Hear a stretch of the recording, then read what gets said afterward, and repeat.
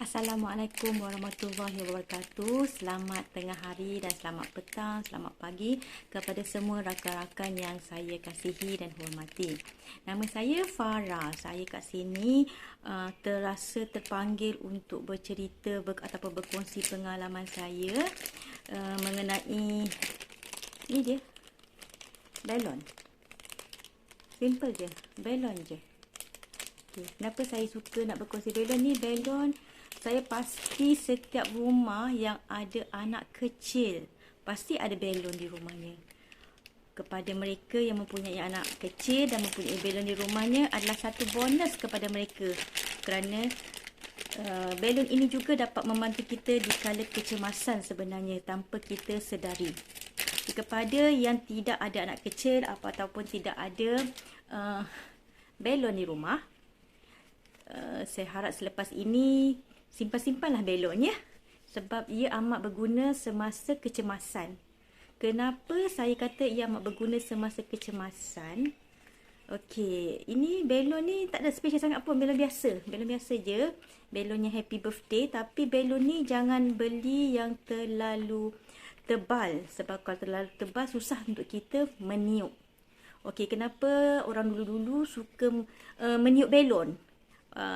Satu lagi, kalau kita tahu, kalau dekat sekolah masa kita tadika ataupun anak kita prasekolah, darjah 1 dan 2 pun ada, kita ada sukaneka, di mana sukaneka tu selalu meminta anak-anak meniup belon ataupun mesti ada acara meniup belon. Kita pun tak tahu kan apa kebaikan dengan meniup belon. Sebenarnya belon ini mempunyai kebaikannya tersendiri, dan secara tak langsung sebenarnya belon ini dapat menyelamatkan nyawa kita. Macam mana saya cakap macam tu? Okey, macam ni ya. Ni pengalaman saya sendiri. 2 kali pengalaman dengan belon. Okey, tapi pengalaman yang pertama, dia tidak mengguna secara langsung belon, tetapi dia menggunakan konsep yang sama. Belon ini menggunakan konsep yang sama yang digunakan di hospital-hospital ataupun di tempat-tempat terapi. Okey, kenapa saya berkata demikian? Okey, semasa saya menjalani proses pembedahan proses pembedahan buah proses pembedahan pembuangan batu karang hempedu. Okey, saya mengalami kesukaran untuk bernafas, di mana saya terpaksa pakai oksigen di hidung. Okey, terpaksa memakai oksigen di hidung. Dan saya sukar untuk bercakap dengan lama. Bila orang tanya dengan saya banyak soalan, saya tak boleh nak cakap sebab saya rasa mula susah untuk bernafas. Jadinya mereka meletakkan saya oksigen di hidung. Saya memakai oksigen di hidung tu hampir-hampir dalam 4 hari. Jadi saya berasa amat sukar. Memang kita selepas pakai oksigen di hidung tu, kita rasa selesa untuk bercakap, bernafas dengan selesa. Tapi kita sukar untuk bergerak. Maksudnya saya susah untuk pergi toilet, saya susah untuk nak pergi capai ataupun nak makan, terpaksa pastikan oksigen tu tak terjatuh. Nanti kan kita susah nak bernafas. Jadi saya telah berinisiatif untuk kuatkan semangat saya, sebab saya rasa saya nak cepat sembuh. Saya pun dah bosan duduk dekat hospital lama-lama. Jadinya saya cuba lawan segala rintangan penyakit yang ada, dan dalam masa yang sama mendengar nasihat doktor. Itu penting, dengar nasihat doktor, sebab doktor nak bantu kita supaya kita cepat sihat. Ya. Dalam masa sama, kita perlukan kekuatan diri kita untuk bangkit daripada kesakitan tersebut. Okey, apa kata dengan pernafasan? Okey, bila saya pakai oksigen tu, saya rasa macam susah untuk bergerak, susah, segala-galanya susah. Dan saya tak selesa sebab itulah, kita biasa tak ada apa benda dekat halangan dekat hidung, tiba-tiba kita kena bawa satu lagi alat oksigen dekat hidung kita. Kita terpaksa gunakan oksigen tanpa pernafasan biasa. Jadinya doktor telah memanggil untuk pakar bahagian terapi, di mana saya perlu meniup satu alat yang ada bola dalam tu. Saya kena tiup bola tu supaya bola tu terapung-apung di udara. Saya mengalami proses tu sebanyak 3 kali. Okey, selepas proses tu berlaku, saya rasa saya lebih selesa dan saya rasa senang untuk bercakap ataupun melakukan aktiviti tanpa alat bantuan pernafasan tersebut. Okey, itu satu kes. Kes yang kedua, senario kedua adalah di mana saya telah disahkan positif COVID pada COVID yang kedua, bukan COVID yang sekarang ni, sekarang ketiga, yang COVID kedua. Di mana pada selepas saya demam, saya disahkan demam dulu. Selepas 3 hari saya demam saya tak surut. Saya menjalani ujian saringan COVID dan saya didapati positif. Selepas positif dalam tempoh hampir-hampir selepas 5 hari tak silap saya mula merasa sukar untuk ataupun tak selesa untuk bernafas sebab masa tu saya tak boleh cakap banyak. Kalau saya cakap banyak saya akan batuk sampai saya rasa susah untuk pernafasan, saya rasa tak selesa, saya tak selesa. Ketika itu saya teringatkan akan belon ini. Dan saya teringatkan proses semasa saya menjalani proses pernafasan ataupun fisioterapi pernafasan di Hospital Columbia pada masa itu. Jadi saya meminta anak saya, kebetulan saya teringat saya ada suka menyimpan belon. Sebab saya suka, pada waktu tu saya tengah excited untuk menyambut ataupun membuat parti-parti birthday. Jadi saya simpan belon sebagai persiapan saya untuk membuat parti birthday. Okey, macam mana saya gunakan belon ni hari ni? Sebenarnya saya nak ajar macam mana nak gunakan belon ni ketika kecemasan. Okey, bila kita dapat belon ni, kita akan stretch sikit belon ni sebab takut dia tebal dan kita susah nak tiup, terutamanya orang yang sakit kan. So jangan beli belon yang tebal, beli belon yang sederhana. Okey, selain pada belon, katakanlah kita tidak dapat belon, kita boleh menggunakan sebarang jenis plastik. Tapi pastikan plastik tu bersih plastik tu bersih. Belon, plastik. Kita boleh gunakan sarung tangan yang selalu nurse pakai, yang bentuk getah tu pun boleh. Kalau tak ada tu pun sarung tangan bentuk plastik tu pun boleh. Okey, tapi hari ni saya akan cuba fokuskan kepada belon pakai stretch belon tu. Dan kita kena tenangkan diri kita sebelum nak meniup belon ni Lepas tu ini adalah tawakal kita, niat hati kita bertawakal dengan asbab peniupan belon ini, pernafasan kita semakin baik. Okey. Cara dia macam kita tiup belon biasa, cumanya kita jangan paksa diri untuk kembangkan belon tu. Kita tiup seadanya kita ataupun semampunya kita. Contohnya macam ni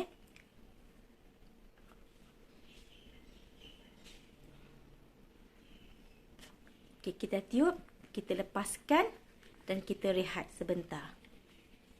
Okey, kita rehat sebentar, kita rasakan kita dah kembali tenang. Sebab bagi orang yang tengah sakit ataupun susah untuk bernafas atau tidak selesa bernafas, dia walaupun kita tiup sikit, kita rasa penat. Kita akan rasa penat. Jadinya kita tiup dan kita rehat. Kita rehat, lepas tu kita ambil nafas. Lepas tu bila kita rasa selesa, kita tiup kembali. Tapi pastikan kali ni lebih besar daripada yang sebelum ni.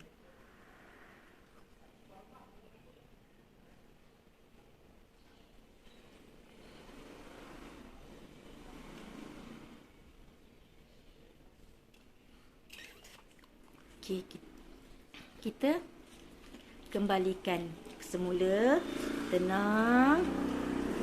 Dan bila kita kadang kita tenang, okay, terus dalam semasa saya tiup ni, saya rasa tekanan kepada paru-paru saya rasa macam sakit sikit. Sebab apa? Masa kita rasa tak selesa tu, paru-paru kita ni sebenarnya dia menyempit. Bila kita menghembus, memberi udara kepada belon ni, paru-paru kita mula mengembang. Ada secara perlahan-lahan dia mengembang. Tapi jangan paksa. Kalau paksa takut kita akan jadi efek lagi teruk. Jadinya kita buat perlahan-lahan. Benda ni buatlah, tak payah sampai 10 kali, tak payah. Macam 3 kali sehari ke, ataupun pagi sekali, tengah hari sekali, ataupun 3 kali pagi, 3 kali petang. Terpulang kita buat seselesa kita, dan bila kita rasa tak selesa pun kita boleh buat. Tak perlu paksa diri untuk menghembus belon ni.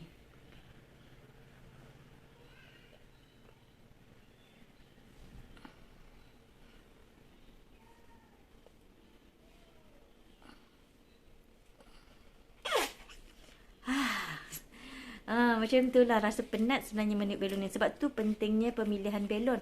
Belon ni jangan belon yang tebal. Kalau belon yang tebal lagi susah untuk dia mengembang. Bila susah nak mengembang, kita akan paksa diri kita untuk membesarkan belon tu. Kalau boleh, pilih belon yang sehada-hada nipis. Dan juga kalau nipis pun boleh ikut mana yang ada. Tapi ini kategori yang agak tebal juga. Jadi cari belon yang tak berapa tebal. Dan tiup, selalu tiup. Ini adalah cara untuk kita mengembangkan paru-paru yang mengempis. Untuk teknik ni juga adalah sesuai untuk kepada mereka yang ada mengalami asma ke, lelah ke, ataupun kekurangan oksigen atau kekurangan udara di dalam badan kita, ya. Untuk ini adalah rawatan kepada pesakit-pesakit asma ataupun lelah, sementara untuk pergi ke klinik ataupun hospital ataupun mendapat rawatan daripada doktor. Ini belon.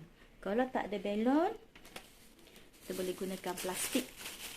Cara guna plastik ni, plastik ni kita bahagian atas ni kita kepit, kita pastikan dia ada macam muncung kat sini. Lepas tu kita buka dia untuk kita tiup.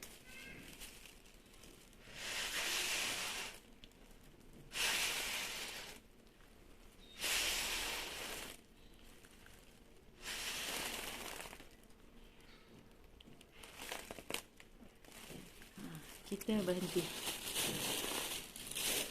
Kepada pesakit-pesakit yang masalah pernafasan, bila kita tiup belon ni sebenarnya dia tolong paru-paru kita. Dia tolong paru-paru kita untuk terbuka dengan lebih luas untuk memudahkan kemasukan oksigen di dalam paru-paru untuk pernafasan kita. Ini cara dia. Suruh pesakit tiup belon tu, tiup plastik tu, kalau boleh sekerap yang mungkin untuk pesakit lelah atau asma, sementara untuk pergi ke hospital. Tapi jangan paksa kuat-kuat sangat. Asalkan dia dapat menghembus macam ni. Hembus, tarik nafas. Hembus, tarik nafas. Bila dah besar, buangkan. Hembus balik.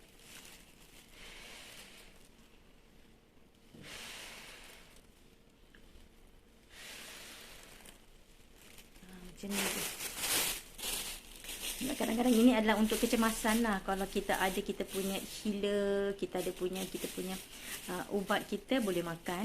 Tapi ini in case kalau tiba-tiba kita dalam perjalanan ke mana-mana, tiba-tiba mengalami kesusahan untuk bernafas, inilah solution terakhirnya, ialah ambil sebarang plastik yang bersih. Pastikan bersih.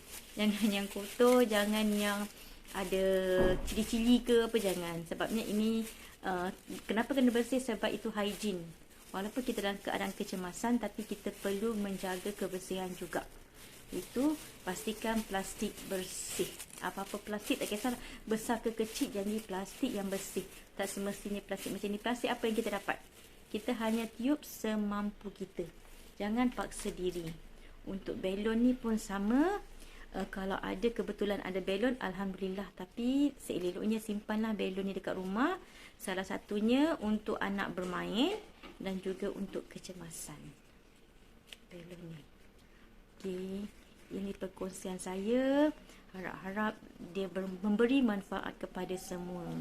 Saya ni bukan doktor dan saya belajar daripada pengalaman saya sendiri, di mana saya diajar semasa terapi untuk ujian pernafasan, dan saya gunakan konsep yang sama ke atas belon dan juga plastik semasa kecemasan saya. Terutamanya semasa saya COVID, saya di rumah sendirian dan tiada siapa-siapa untuk menghantar saya ke hospital kerana saya ibu tunggal. Anak saya pun kuarantin. Jadinya dua-dua bergelang ping, tak dapat untuk pergi ke klinik. Jadinya saya survive dengan benda ni. Alhamdulillah, dengan izin Allah, saya masih lagi sihat dan selamat sehingga sekarang. Jadi bolehlah guna tips saya kepada yang memerlukan sementara mendapat rawatan susulan daripada doktor di hospital ataupun klinik yang berdekatan. Anda boleh mempraktikkan seperti apa yang saya kongsikan dengan anda semua.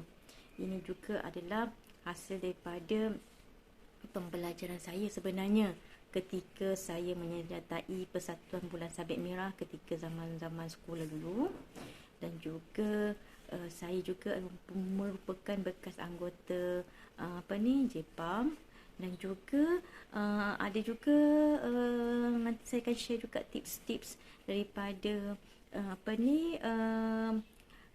latihan-latihan yang saya telah pelajari dalam latihan kebakaran, terutamanya kebakaran di dalam bangunan.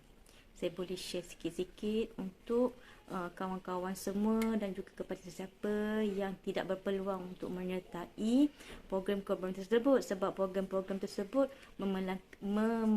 menilangkan belanja yang agak lumayan juga. Jadinya saya berpeluang untuk menyertai dan mendapat pengetahuan dan ilmu tersebut. Saya berkongsi dengan anda semua. Tapi lepas ni jangan marah saya tahu. Saya bukan doktor. Saya cuma belajar daripada pengalaman dan pembelajaran saya yang saya praktikkan sendiri. Dan ilmu-ilmu yang saya telah gunakan, dan saya rasa amat baik dan amat berguna juga kepada anda semua. Sebab ialah kita tak tahu nasib kita macam mana kan. Mungkin dengan dengan apa yang saya kongsikan dengan anda semua ni, mungkin satu hari nanti saya berada dalam kecemasan ataupun anak saya ataupun keluarga saya dalam keadaan kecemasan, anda boleh gunakan metod yang sama, insya-Allah. Okay, terima kasih. Sekian saja perkongsian saya pada hari ini. Bye. Assalamualaikum.